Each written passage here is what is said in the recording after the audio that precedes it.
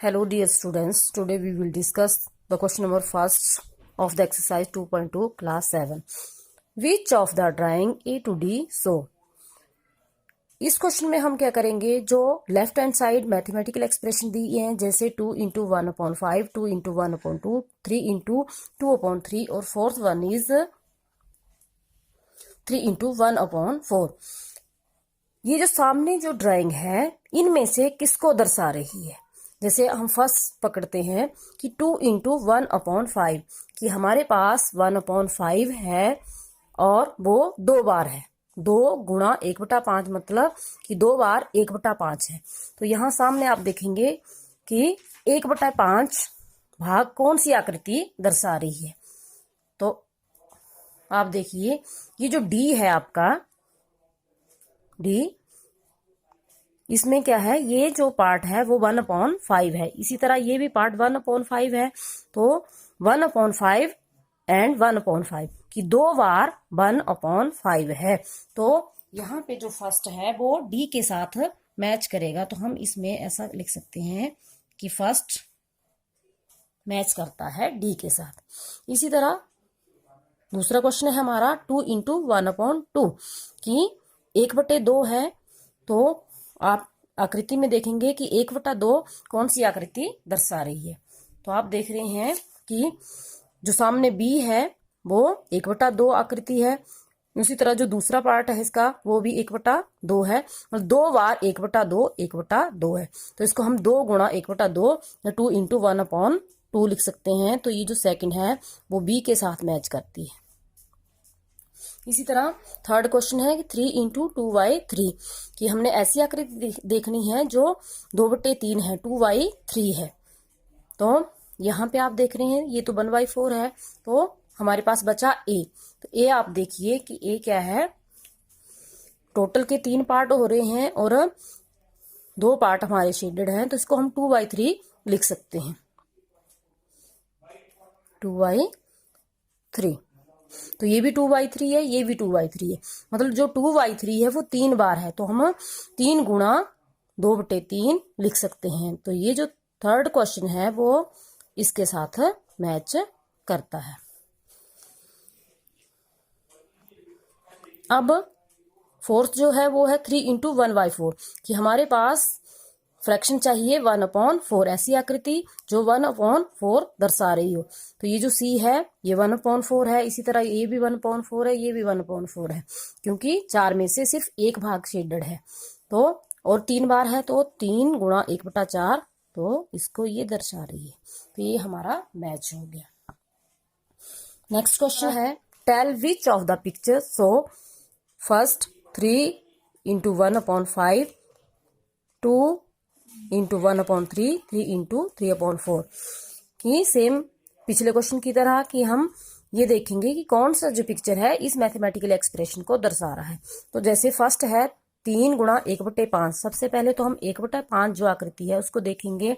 हमारे पास 3 आकृतियां हैं। तो यहाँ पे आप देख रहे हैं जो फर्स्ट है वो 1/3 से स्टार्ट हो रही है। दूसरा जो है वो टोटल पार्ट जो है वो हमारे पास 4 हैं। तो ये हो गया 1/4 और जो थर्ड है वो हो गया हमारा 1/5। क्यों? क्योंकि टोटल पार्ट 5 है और एक पार्ट जो है वो शेडेड है। तो 1/5 लिख सकते हैं इसके लिए। तो हमारे पास ऐसे कितनी आकृतियां हैं जो 1/5 दर्शा रही हैं। तो 1 2 3, 1 2 3, ये भी 1/5, ये भी 1/5, ये भी 1/5। तो 3 इंटू 1/5 3 है, 3 into 1/5 which is equal to 3/5, 3/5। तो ये जो फर्स्ट है वो मैच करेगी हमारे थर्ड के साथ। तो आप इस तरह मैच कर सकते हैं।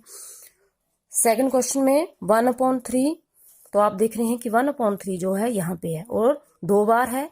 तो 2 गुणा 1/3, 2 गुणा 1/3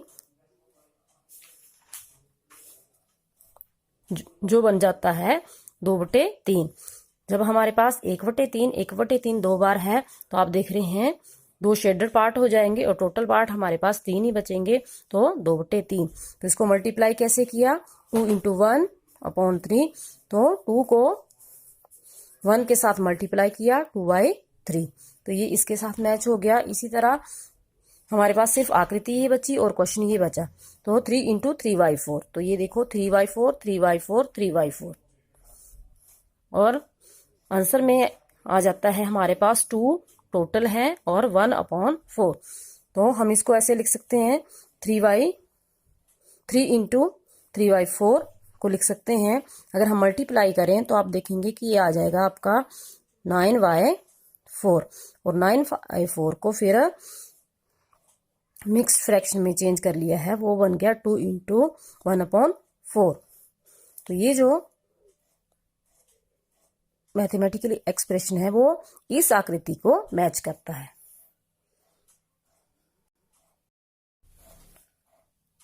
अब इन आकृतियों से हमें समझ के आया कि जब हमने फ्रैक्शन को मल्टीप्लाई करना होता है तो जो होल नंबर होता है वो न्यूमिनेटर के साथ मल्टीप्लाई हो जाता है और डिनोमिनेटर सेम वैसे ही रहता है।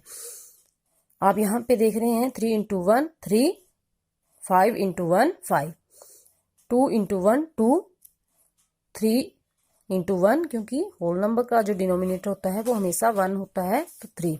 इसी तरह आप देख रहे हैं 3 × 3 9/4, और 9/4 को फिर आपने मिक्स फ्रैक्शन में चेंज कर लिया।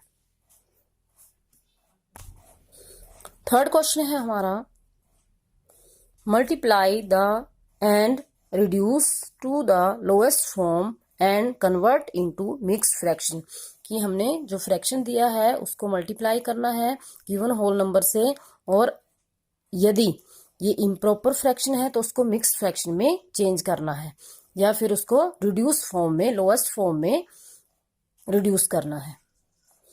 तो मल्टीप्लाई कैसे करते हैं, ये होल नंबर है, ये 7/1 लिख सकते हैं, 7 × 1 7/3।